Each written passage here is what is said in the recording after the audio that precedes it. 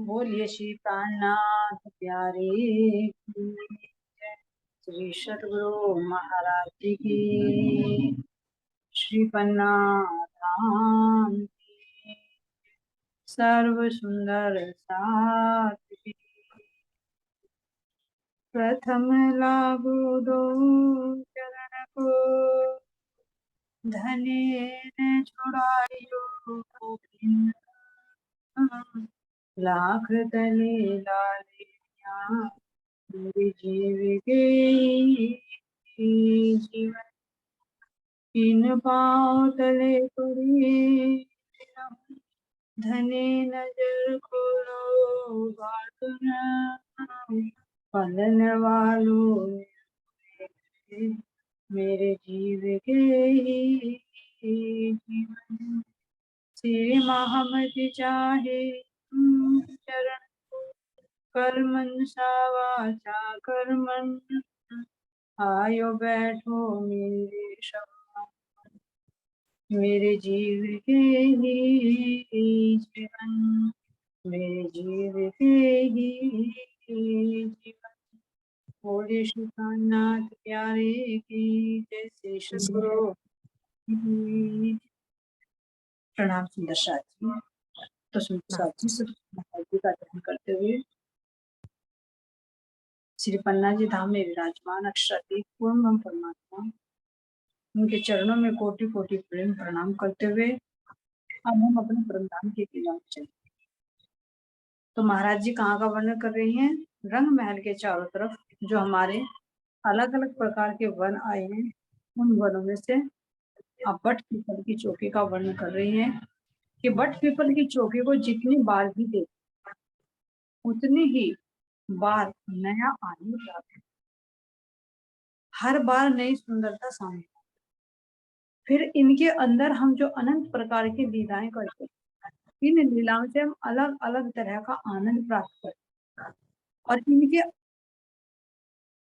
अंदर विभिन्न तरह की लीलाएं, विभिन्न तरह की मीठी मीठी भाषाएं बोलते हैं और हम आत्माओं को आनंद प्रदान करते हैं। तो पशु पक्षियों की लीला का वर्णन करते हुए महाराज जी कह रहे हैं कि सखियों के नाम ले ले बुलावे धनी जी के आगे मुजरा कराए। पंखे पीऊ पीऊ तू ही करे कई वे धनी को फिर। तोता और मैना जैसे पक्षी सखियों के नाम ले लेकर बुलाते। अब देखिए इन पशु पक्षियों के रूप में कौन है? धामधनी जी, प्राण प्रियतम जी। और हम सखियों के रूप में भी प्राण प्रिय। लेकिन राज्य महाराज जी एकांगी न रमते, अकेले रमन नहीं हो सकता। तो इसलिए पूर्ण परमात्मा अपने आप को अनंत रूपों में विस्तृत, चाहे सखियों के रूप में हो, चाहे पेड़ पौधों के रूप में हो, चाहे पशु पक्षी। तो जो अलग अलग गुण है धाम, इन गुणों के आधार पर ही हम सखी के नाम, गुणों ने ही पक्षी के रूप धारण किए हैं, इन गुणों ने ही पेड़ पौधों के रूप धारण। तो जो ये सुंदर नूरमय पक्षी जैसे तोता है, मैना है, मोर है ना, भूंगा है, तो ये अलग अलग धामधनी के अंदर के गुण हैं। जैसे बताया कि धामधनी के अंदर की चंचलता है, तो चंचलता ने बंदी का रूप धारण कर। धामधनी के अंदर की सुंदरता है, उस सुंदरता ने मोर का रूप धारण कर। जो राज्य महाराज जी के अंदर की सेवा है, उस सेवा ने हरे तोते का रूप धारण कर। मधुरता है, मिठास है बोलने की, उसने कोयल का रूप धारण कर। तो ये अंदर के जो गुण हैं, इन गुणों ने ही सखियों के अलग अलग नाम रखते गुणों, क्योंकि यही गुण पक्षियों के रूप में है, यही गुण उसके रूप में है, पेड़ पौधों के रूप में है, और यही पशु पक्षियों। तो ये पशु पक्षी क्या कह रहे हैं कि हम सखियों के नाम ले लेकर, यानी हमारे गुणों को पहचान कर करके हमारा नाम ले लेकर हमें पुकार रहे हैं। और पुकार कर क्या कहते हैं कि हे सखियों आओ धामधनी को सजदा करो, धामधनी जी को प्रणाम करो, है ना। तो हम सब सखियां वहां पर आती हैं और पिया जी को प्रणाम।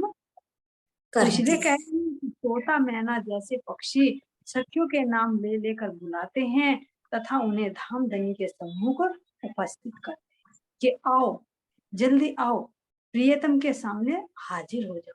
तो ऐसा कि धामधनी यहाँ पर पशु पक्षियों को साही भी दे, जी कोई जी जी जी। लीला के लिए दिखा रहे हैं कि यहाँ पर तो क्या करते हैं, पशु पक्षियों को जो पालता है ना, वो बुलाते हैं।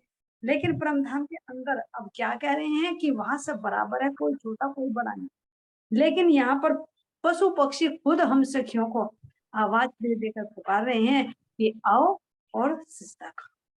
तो इसलिए कह रहे हैं कि उपस्थित करते हैं पक्षियों के मुख से एकमात्र पिया पिया तू ही थी, मन भावनी ध्वनि निकलती है।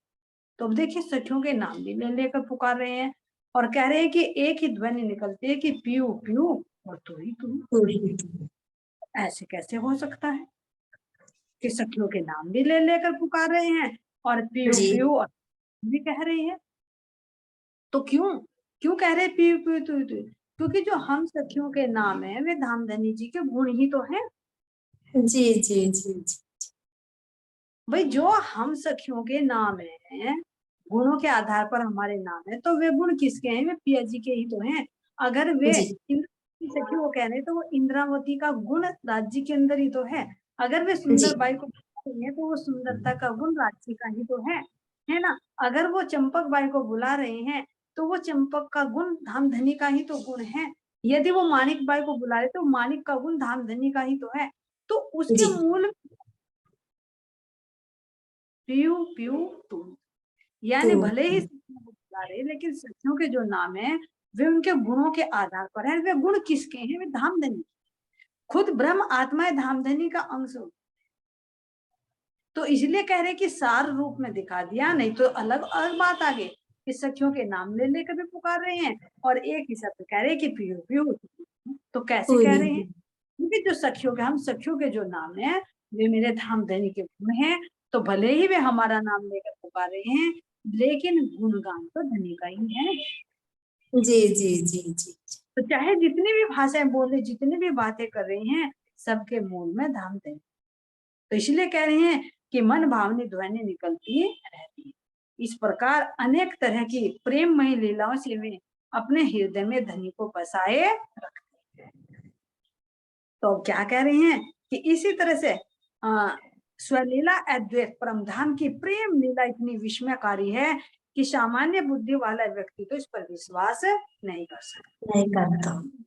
अगर बाहर की बुद्धि से कहने लगे, बाहर का जीव सुने तो ये कहेंगे अरे हाँ परमधाम में ऐसा हो सकता है। क्यों?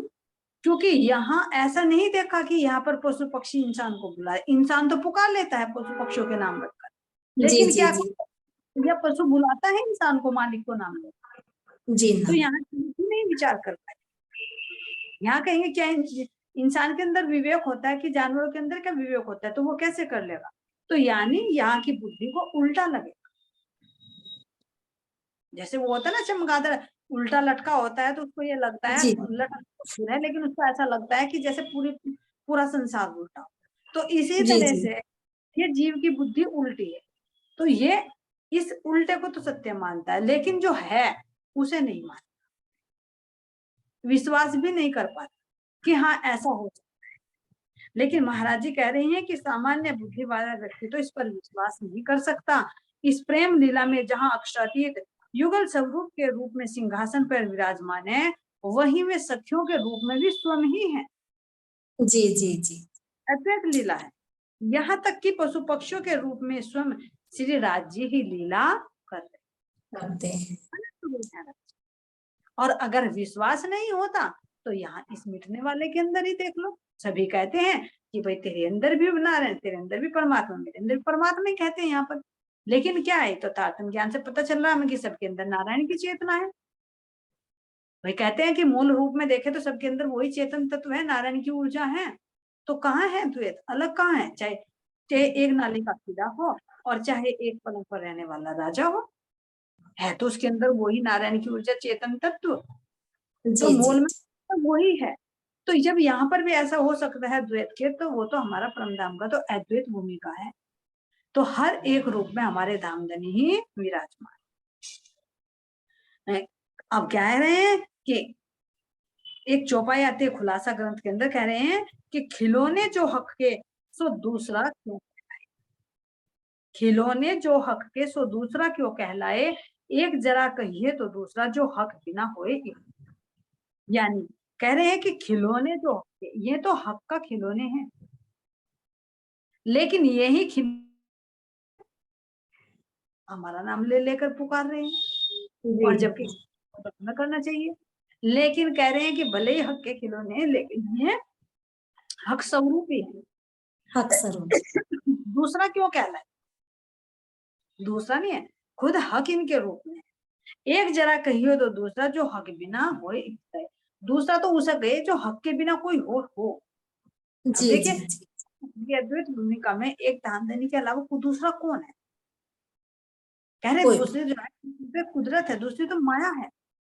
माया। परम धाम एक अद्वैत है। तो इसलिए कह रहे हैं कि परम धाम के अंदर जो पशु पक्षी हैं वे सखियों को बुलाते हैं और क्या कराते हैं, मुजरा कराते हैं। मुजरा कराने का मतलब होता है कि जो कोई अपना बड़ा हो या उसको प्रणाम करो, अभिवादन।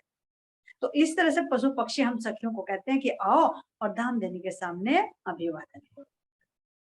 अब इससे आगे क्या कह रही हैं, तिमरा भमरा स्वर साधे, गूंजे गान पियासो चित बांधे, मृग कस्तूरिया घेरो घेर, करे सुगंध वन चोखे। चोखे। झिंगुर घोड़े का चित प्रियतम से बना। जो भंवरा है ना, जिसको तिमरा कहा, झिंगुर और भंवरा। अब देखिए ये भी कहने के लिए, लेकिन इनकी ध्वनि को देखिए कितना, एक रात के समय में है ना, झिंगुर की आवाज सुने तो कितनी प्यारी लगती। जी जी ये जी जी है ना, तो ये क्या करते हैं, एक मन भावन संगीत क्षेत्र। जी तो ये परम धाम के अंदर जितने भी रूप हैं सब धाम धनी ने कर रखे हैं वर्ण, अनंत रूप। नहीं तो यहाँ नकल में कहाँ से आई? जो अलग अलग नारायण ने जाति प्रजातियां बना दी, ये कहाँ से आई? कहीं ना कहीं तो असल होगी, तभी तो जी नकल जी है। भाई कोई असल है तभी तो परछाई है, तो संसार तो परछाई है ना, एक नकल है तो सोपन है, तो मूल में कहीं कुछ होगा तभी तो। जी जी जी ये सब चाहे तिमरा, यहाँ तो सब मिटने वाला होता है, लेकिन परम धाम के अंदर चाहे झिंगुर हो चाहे भोंगरा है, ये सब धामधनी के अंदर के गुण है, जो उनके अंदर की मधुरता है, मिठास है। उसी मिठास ने यहाँ पर इनको झिंगुर का रूप दिया। यही ने जो भंवरा है, जो फूलों का रस चूसता है ना, तो ये भंवरा काला भी है, सफेद भी है, लाल भी है, पीला भी है। यानी जितना भी देखेंगे तो ये सब रंगों का भंवरा नजर आएगा। यहाँ देखेंगे तो कह रहे कि काला, लेकिन यहाँ पर भी अलग अलग रंगों के होते हैं। ये कहे कि मोर एक ही रंग का होता है, नहीं, अलग अलग प्रजाति में अलग अलग रंगों। इसी तरह से भंवरा भी जब फूलों का रस चूसता है तो ये जैसा पिएगा रस वैसा ही इसका रंग। तो इसलिए कह रहे हैं कि ये क्या करते हैं, स्वर साधिए। ये स्वर साधते कैसे? जैसे हम अपनी चौथी भूमिका पर नवरंग बाई के जुट की सखियां या हम अलग अलग जुट की सखियां अपने अपने स्वर साधते हैं, अपने अपना नृत्य अपना अपना गायन करते हैं, तो इसी तरह से ये पशु पक्षी भी तो यहाँ इन वनों में अपना संगीत छेड़ रहे हैं, अपनी जी जी मधुर गुंजायमान कर रहे हैं पूरे वातावरण, है ना। तो ये स्वर साधते हैं, गूंजे गान पियासो चित। क्या कह रहे हैं, वे प्रियतम के प्रेम में सुंदर स्वरों में गायन करते हैं। तो कर। इनके अंदर वो प्रेम है, वो पहचान है इनके अंदर। ये नहीं कि ऐसे अंकर रहे। देखिए यहाँ के भंवरा है, झिंगुर है, इनकी ध्वनि है, हम नहीं समझ पाते क्योंकि यहाँ पर द्वैत है। लेकिन परमधाम के अंदर जो भी भाव वे बोलते हैं उस भाव को हम समझते हैं कि वे क्या कहना चाह रहे हैं, क्योंकि अद्वैत है। पहले भी आया था कि परमधाम में ऐसा नहीं है कि हम उनकी भाषा को नहीं समझते, वो जो भी भाव प्रकट कर रही हैं, जो भी विचार उनके अंदर चल रहे हैं, क्योंकि सबकी चित्तवृत्ति एक है, अद्वैत है। जो उनके दिल में वो हमारे दिल में भी आता है। तो यहाँ पर ये गायन कर रही हैं, ये नृत्य कर रहे हैं, हम इनका आनंद ले रहे हैं। और जब हम अपने धामधनी को हम नृत्य गायन करके ले जाते हैं तो ये भी हमारे स्वर से स्वर मिलाकर, ताल से ताल मिलाकर हमारे साथ में आनंद प्राप्त करते हैं। तो वे प्रियतम के प्रेम में सुंदर स्वरों में गायन करते हैं। इनकी मधुर ध्वनि संपूर्ण परम धाम में गूंजती रहती है। एक ही भंवरे की या एक ही झिंगुर की आवाज पूरे परमधाम। क्यों? क्योंकि सब अद्वैत है, एक दूसरे से जुड़ा हुआ है, एक दूसरे से जुड़ा हुआ है। जैसे यहाँ कहे कि शरीर के अंग में कोई भी कहीं पर कोई डिफेक्ट हो रहा है तो तुरंत सूचना बुद्धि को चली जाती है, क्योंकि सबका जी कनेक्शन जो है, चाहे पैर में कुछ चुभे, चाहे हाथ में चुभे, चाहे कमर में दर्द हो, चाहे कहीं पर भी दर्द हो, बुद्धि से सबको पता चल जाता है कि हाँ यहाँ पर दर्द, एक सेंटर है। इसी तरह से परमधाम में राज्य के चित्त वृत्ति से सबका चित्त जुड़ा हुआ है, तो जो एक के अंदर आता है वो सबके अंदर, तो सारा परमधाम एक ही तो है। तो इसलिए कह रहे कि इनकी मधुर ध्वनि संपूर्ण परमधाम में गूंजती रहती है। वनों में सव्रत घूमते हुए कस्तूरी मर्ग दिखाई। अब देखेंगे मर्ग, जो इनके अंदर, जो धामधनी के अंदर की खुशबू है, जैसे वनस्पतियों में फूलों ने रूप धारण करते है हर चीज में खुशबू, लेकिन जी वनस्पति में विशेष फूलों की खुशबू जी जी एक स्रोत बताया। इसी तरह से वही खुशबू पशु पक्षियों के रूप में आई, तो वो किसके रूप में हो गई? हिरण के। तो जी कितना सुंदर हिरण है, तो कहते हैं कि सोने का हिरण सीता जी को चाहिए था, लेकिन वो सोने का हिरण कहाँ से पूछे, तो ये परमधाम में एक दिल्ली का हिरण है ना। जी जी उसके सुंदर सुंदर चरणों को देखिए, है ना, उसके ऊपर बनी हुई चित्रकारी को देखिए, उसके सुंदर नैनों को देखिए, उन नैनों के अंदर वो काली माँ, ऐसा लग रहा है मान लीजिए उसके नेत्रों में काजल लगाया हो। उसकी उज्ज्वलता, उसके नेत्रों में जो उज्ज्वलता है, वो धामधनी के नेत्रों की उज्ज्वलता है। जो उसके अंदर वो काली पुतलियां हैं, वो उसके हृदय में सारा ज्ञान है, उसी ज्ञान में तो पुतलियों का रूप धारण किया है। उस पुतलियों के अंदर जो नीले रंग का है, जिससे वो देखता है, तो उसके अंदर वो इश्क है, उसके रोम रोम में इश्क समा है। उसके बालों में अनेक तरह की रंग बिरंगी चित्रकारियां बनी हुई है ना। नख से सिख तक कैसे भी देखे, उसके सींग, उसके कान, है ना, उसकी पूंछ, जितना भी देखे तो कितना सुंदर स्वरूप, जैसे हीरे और जवाहरात उसके तन पर, उसके बाल बाल में जड़ती। और चेतन, ज्ञानवान, प्रेम से भरपूर है, हर कलाओं में परिपूर्ण है। मीठी मीठी रसना से वो मीठे मीठे धनी का गुणगान करता है, और उसके अंदर जो खुशबू है, एक विशेष खुशबू ने एक सुंदर रूप धारण किया है। तो उसके कह रहे हैं कि यहाँ तो एक उसकी नाभि में कस्तूरी होती है जिसकी खुशबू होती है, लेकिन मेरे इस परमधाम के हिरण के तो रोम रोम में खुशबू। ऐसी कोई चीज है ही नहीं जिस उसमें खुशबू ना हो। तो ऐसे एक विशेष दिखा दिया कि ये जो हिरण है, वन में झुंड के झुंड, कहीं बड़े बड़े तो कहीं छोटे छोटे, तो कहीं मीडियम, कहीं झुंड सफेद ही सफेद है, तो कहीं लाल ही लाल है, तो कहीं लाल और सफेद है, कहीं पीले हैं, कहीं हरे हैं, तो कहीं हरे और पीले हैं। इस तरह से अनेक रंगों में, अनेक अलग अलग प्रजातियों के रूप में ये शोभा। ऐसे महाराज जी कह रहे हैं कि इनकी सुंदरता को देखिए, इनके नाभि में से निकलती उस खुशबू को देखिए, तो पूरा परम धाम कैसे इनकी खुशबू से महक रहा है, ऐसा।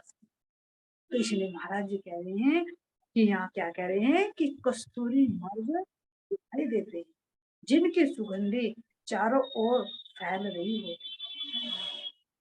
हाथी, बाघ, चीते, सिंहघोष, खेले मीने, आदम नहीं, हंस गरुड़, पंखी कई जात, नाम लेते केते के। अब इसमें क्या कह रहे हैं कि हाथी और बाघ, जी चीते और सिंह। तो शाहदोष कैसा होता है? एक कुत्ते की आकृति, जी जिससे बाघ भी डरता है। तो इस तरह से अलग अलग जो पशु पक्षी हैं उनका महाराज जी वर्णन कर रहे हैं कि हाथियों को देखिए कितने सुंदर हाथी, पहले भी वर्णन आया है कि झुंड के झुंड हाथी, सफेद हाथी भी, काले हाथी भी, ब्राउन कलर के हाथी भी, है ना, और उनके अंग अंग में, उनके रोम रोम में सुंदर नभों का प्रकाश, उनकी सूंड पर सुंदर तिलक, उनके मस्तक पर सुंदर तिलक, कानों पर सुंदर कांगरे की भांति, पैरों के नखों में से निकलता हुआ नूर, उन पर जो चित्रकारी मानो उनके चरणों में चार चार आभूषण शोभायमान हो रहे हैं। तो ऐसे महाराज जी कह रहे हैं कि नक्श शिख तक अगर तुम एक पशु और एक पक्षी की सुंदरता को देखो ना, तो बिल्कुल ऐसी शोभा है जैसी मेरे धाम की। लेकिन कह रहे हैं कि मैं अलग अलग कहाँ तक वर्णन करूं। पूरा श्रृंगार ग्रंथ तो राज्य के श्रृंगार से ही इतना बड़ा विस्तृत हो गया। फिर उनमें जी जी राज्य के श्रृंगार से ही फिर श्यामा जी का श्रृंगार, फिर रूहों का श्रृंगार, फिर पेड़ पौधों का श्रृंगार, पशु पक्षियों का श्रृंगार, जिम्मे का श्रृंगार। ऐसी कोई चीज नहीं है जिसका श्रृंगार ना हो। तो इसलिए कह रहे कि मैं हाथियों को देखूं तो ये भी सुंदर श्रृंगार से सुसज्जित हैं। सुंदर ऊपर उनके बैठने के लिए गादियां, सुंदर इनके ऊपर लगे हुए वस्त्र हैं, है ना, जिसका वर्णन शब्दों में नहीं किया जा सकता। ये इनके अंदर का ही नूर है, इनके अंदर का ही प्रकाश है। जिस तरह से हम सखियां वस्त्र और आभूषणों से सुसज्जित हैं, इसी तरह से ये पशु पक्षी भी, इनके ऊपर, किसी के ऊपर सुंदर वस्त्र, वो बाल हैं, बालों के ऊपर चित्रकारी है, और जैसे इनके ऊपर बैठने के लिए होता है, जैसे घोड़े के ऊपर जीन होती है, इसी तरह से हाथी पर बैठते हैं तो इनके ऊपर सुंदर वस्त्र भी सुसज्जित है। जी जी जी। घोड़े हैं तो इनके सिर पर मुकुट भी शोभायमान है, हम्म। इनके ऊपर वस्त्र और आभूषण सब है। लेकिन जी महाराज जी। जी कहें कि मैं कहाँ तक वर्णन करूं, तुम अपने आत्म के नेत्रों से देखो। देखो। इन हाथियों को देखो कितना सुंदर श्रृंगार सजकर खड़े हैं। इन घोड़ों को देखो कितने सुंदर सुंदर श्रृंगार से सुसज्जित हैं। इन बाघों को देखो, चीतों को देखो, सिंहघोष को देखो, है ना। इनके हृदय में कितना प्रेम है कि विपरीत प्रजाति के होते हुए भी ये एक रूपता से कैसे। जी जी जी। हाथी है, बाघ है, एक दूसरे के विपरीत है, खा जाएगा। लेकिन परमधाम के अंदर तो हाथी के अंदर भी वो प्रेम है और बाघ के अंदर भी वो प्रेम है। तो वे दूसरे एक दूसरे को देखकर एक दूसरे की तरफ को आकर्षित होते हैं और प्रेममयी क्रीड़ाएं करनी शुरू कर देते हैं, क्योंकि प्रेम ही प्रेम का बंधन। तो इसलिए कह रहे हैं कि विरोधाभास वाले पशु पक्षी भी, क्योंकि परमधाम के अंदर विरोध है ही नहीं।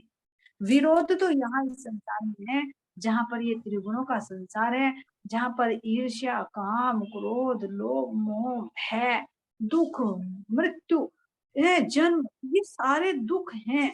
यहाँ पर है द्वैत। हमारे दिव्य परमधाम की भूमि तो प्रेम से ओतप्रोत है। इसीलिए कह रहे हैं कि चाहे शेर हो चाहे हिरण हो, ये आपस में प्रेम से रहे, प्रेम में लीलाएं करते। मेंढक है, सर्प है, सब आपस में प्यार से खेल कर। क्यों? क्योंकि वहां पर किसी को भूख नहीं लग रही है कि वो दूसरे जीव को मार कर खाए। ब्रह्मांड के अंदर किसी की मृत्यु नहीं होती कि मौत का डर है, जी मरना जी। नहीं। सब आनंद का विस्तार है, सबके अंदर वो हृदय में प्रेम है। तो यहाँ पर भी देखिए, अगर जब प्रेम ही प्रेम होता है तो कहते हैं कि साधु की कुटी में तो कितना प्रेम बरसता है कि विपरीत जानवर भी एक दूसरे के साथ प्रेम से रहते, उनके वातावरण को, उनके ओरे का प्रभाव।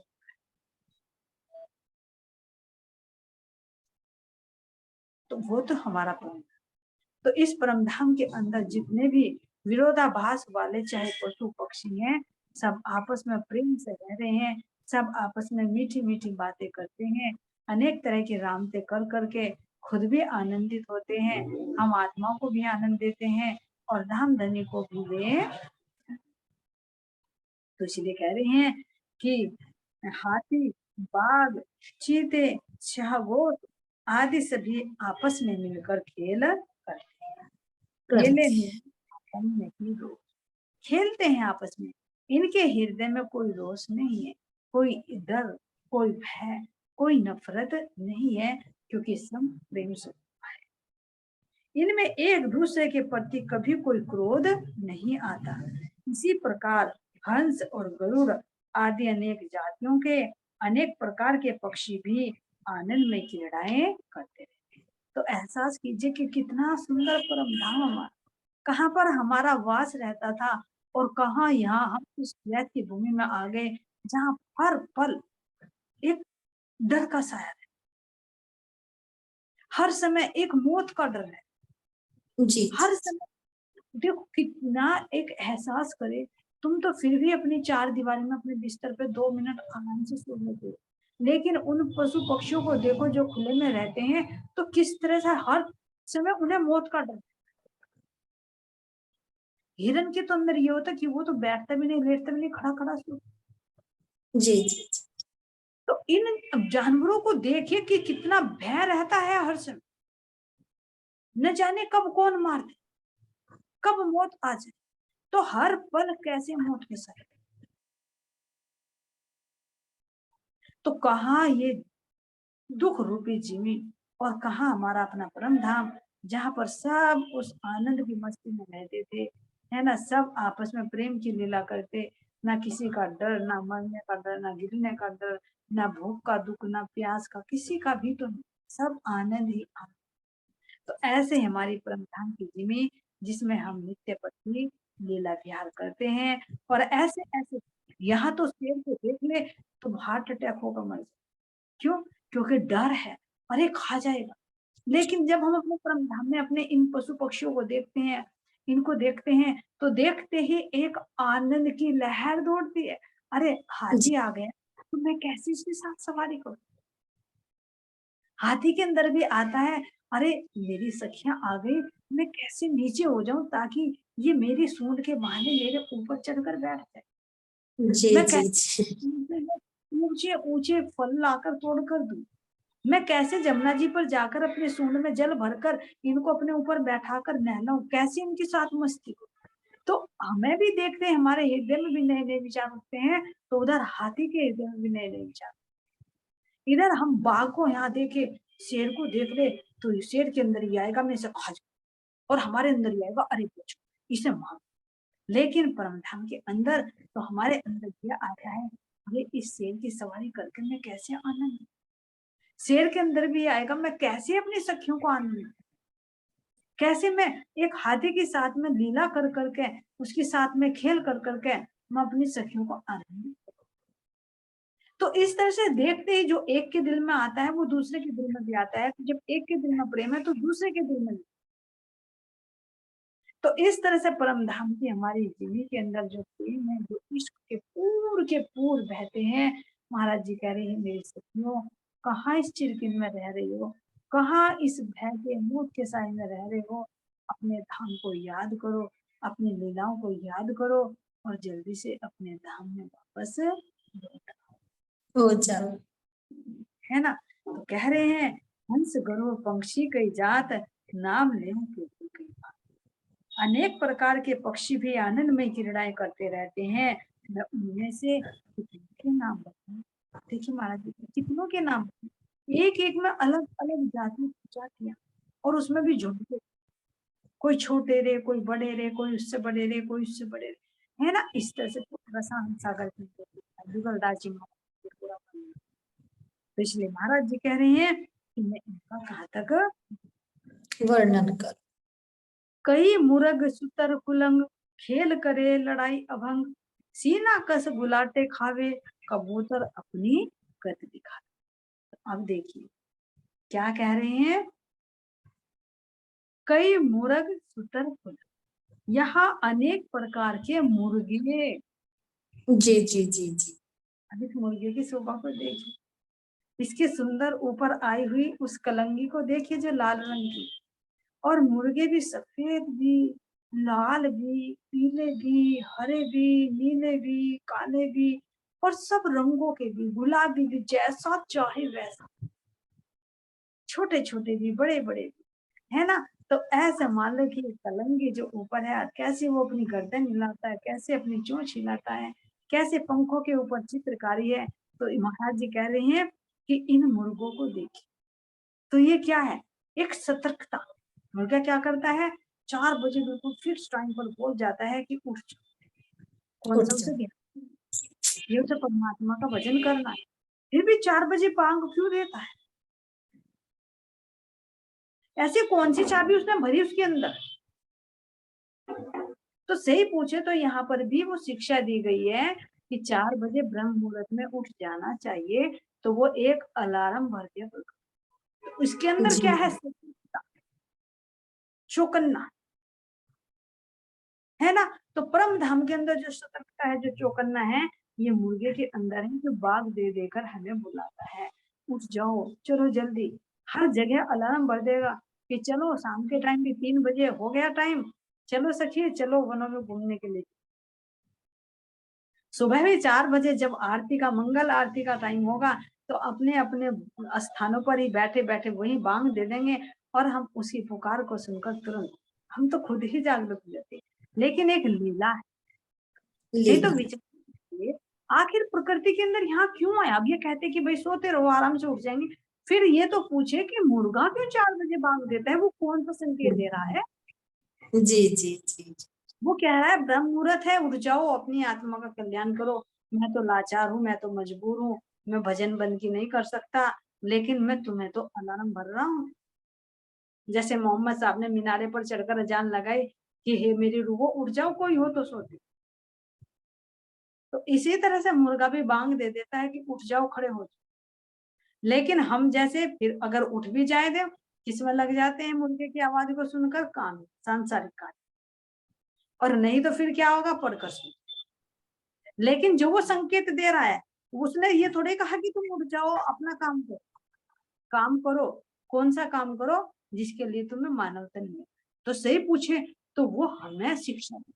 तो किसने दिलवाई यहाँ पर, उसके अंदर वो भराना गुण है ना, तो कहीं ना कहीं तो इसकी असर होगी ना। जी जी जैसे जुगनू है, स्टारफिश है, उनके अंदर वो नूर है, वो प्रकाश है, कहीं ना कहीं तो भले ही केमिकल ही है, लेकिन बनाया प्रकृति ने, कहीं ना कहीं से तो कुछ ना कुछ तो संकेत होगा। हाँ जी, संकेत। तो जैसे जुगनू के अंदर, स्टारफिश के अंदर वो नूर है, प्रकाश है, ऐसे परम धाम के हमारे हर एक पशु पक्षी के अंदर नूर है। तो ये मुर्गा कह रहा है कि यहाँ अनेक अनंत प्रकार के मुर्गे, कोई एक प्रकार का मुर्गा नहीं, यहाँ भी अलग अलग प्रजातियां होती। तो ऐसे सुंदर सुंदर मुर्गे, और क्या कह रहे हैं, शतुरमुर्ग, और अपने ये कुलंग आदि पक्षी हैं, जो हमेशा ही प्रेममयी लड़ाई खेल कर, तो ये क्या करते हैं, खेल कर करके दिखा। जैसे कह रहे हैं कि जो कबूतर होता है, कबूतर आकाश में क्या करते हैं, गुलाटियां खाता है। कह रहे ना, सीना कस गुलाटे खा, जो वो है ना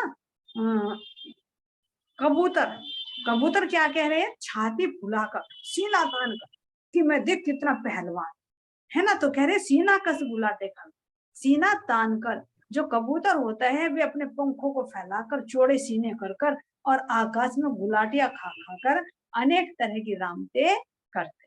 तो करते। कबूतर अपनी गत दिखाए, इस तरह से कबूतर अपनी अदाओं, अपनी कलाओं से धनी को रिझाते।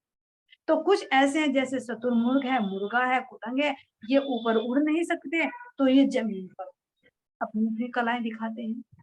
जी जी जो कबूतर है, ये उड़ सकता है, तो ये आकाश में अपनी कलाकारी दिखा रहा है। और कैसे, सीना क्यों फुला रहा, उन्हें कह रहा है कि तुम तो जमीन पर हो, और मैं देख कितने ऊपर उड़कर धाम धनी को। तो वो सीना फुलाना का मतलब एक नया आनंद, कि मैं कितनी नई नई कलाएं साध सकता। और वास्तव में ये कलाकारी है कबूतर की। जी। आकाश में गुलाबियां खाता है, ये अनेक तरह से रामते करता है। तो यहाँ तो मिटने वाला है, लेकिन परमधाम के अंदर तो हमारी वह सब चेतन है, नूरी है। चेतन। तो इनको देखें, इनके अंदर कितना आनंद। तो इसलिए कह रहे हैं कि सीना कस गुलाटे खावे, कबूतर अपनी गत दिखा। तो जब 3 बजते हैं, हम अपने अपने वनों में जाते हैं, तो इनकी हम लीला को, कहाँ गए हमारे, बस यहाँ के घर के कामों में रह गए, कमरों में बंद होकर बैठ जाओ, है ना। और हमारे वनों का विहार, जमुना जी पर झीलना, है ना, वहाँ हाथी साथ में अनेक तरह की रामते करना, सेविकाओं, है ना, जो हमारी जमीरों की पुतलियां हैं, उनसे हम साग तरकारी को लेकर आना, अपने धाम देने के लिए भोग बनाना ना। कहाँ गए हमारे, कब मिलेंगे। ये हमारे झूठे सुखों के चक्कर में हमारे असली सुख छूट गए। छूट गए। महाराज जी की हरन सांभर पसवाड़े पाड़े, खेले सब कोई अपने अखाड़े, मुजरे को दो समय आवे, खेल सब कोई अपने। देखा रे। हिरन, सांभर, पसवाड़ा और पानी आदि अपने अपने अखाड़ों में तरह तरह के खेल कर अपने अपने अखाड़े में। जो हमारे लाल चबूतरे के सामने बड़ो वन आता है, बड़ो वन में हमारी 1600 अखाड़े, 40 की 40 है ना। जी तो 1600 अखाड़े तो क्या करते हैं, ये प्रातः शाम दोनों समय धनी का दीदार करने के लिए आते और अपने अपने खेल दिखाकर धनी को रिझाते। तो अब क्या कह रहे हैं कि लाल चबूतरे के सामने 41 वृक्षों की 41 हारे हैं, जिनके बीच में 40 अखाड़ों की 40 हारे, 30-30 मंदिर के लंबे, जिसके अंदर चमकती हुई नूरी रेत, जो कल भी वर्णन किया कि कुंज निकुंज के अंदर ऐसी इसके अंदर कोई गोल, कोई चकोर, कोई बेलनाकार, दो कोई दो खुनी, कोई तीन खुनी, इस तरह से कोई मोटी कोई छोटी, इस तरह से ये रेती यहाँ पर चमक।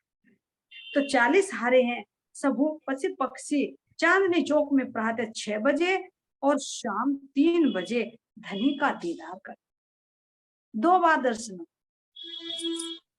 सुबह प्रातः जब 5वीं भूमिका से 3री भूमिका पर आते हैं, जब दर्शनों के लिए आते हैं, है ना। और जब शाम का समय होता है, जब पिया जी की सवारी निकलती है, हम वनों पर वन विहार के लिए चलते हैं, तो शाम के 3 बजे की चांदनी चौक में आकर विराजमान है। और जब हम लाल चबूतरे पर जाते हैं, तो ये अपने अपने अखाड़े में अलग अलग ये दिखाते, खेल तमाशे दिखाते हैं। भैंस के छोटे बच्चे को पांडा कहते हैं, पसवाड़ा भी, अच्छा पसवाड़ा। और ये सब क्या कह रहे हैं, मुजरे को 2 समय आवे, खेल सब कोई अपने अपने खेल दिखाकर धनी को रिझाते हैं। पशु पक्षी अनेक है नाम, शोभे केशों पर चित्राम, अति सुंदर जोत अपार, या के खेल बोल मटार। इस प्रकार इन वनों में अनंत नामों के पशु पक्षी हैं, जिनके बालों पर बहुत ही सुंदर सुंदर चित्र सुशोभित हो रहे हैं। इनके शरीरों से अनंत तेजोमयी और अति सुंदर ज्योति निकलती रहती है। इनके खेल और वचन मन को लुभाने वाले, इनके खेल भी, इनके वचन भी, इनकी लीलाएं भी, इनके हाव भाव भी, सब हम आत्माओं को अपनी तरफ को। तो ये हमारी पाई। पशु पक्षी अनेक है नाम, शोभे केशों पर चित्राम, अति सुंदर ज्योत अपार, या के खेले बोल मनोहार, या के खेले बोले मनोहार। बोले श्री प्राणनाथ प्यारी की जय, श्री सतगुरु महाराज की, श्री पन्नाथ धाम की, सर्व सुंदर साथ की। सभी सुंदर साथ के चरणों में कोटि कोटि प्रेम प्रणाम जी। प्रणाम जी, प्रणाम जी।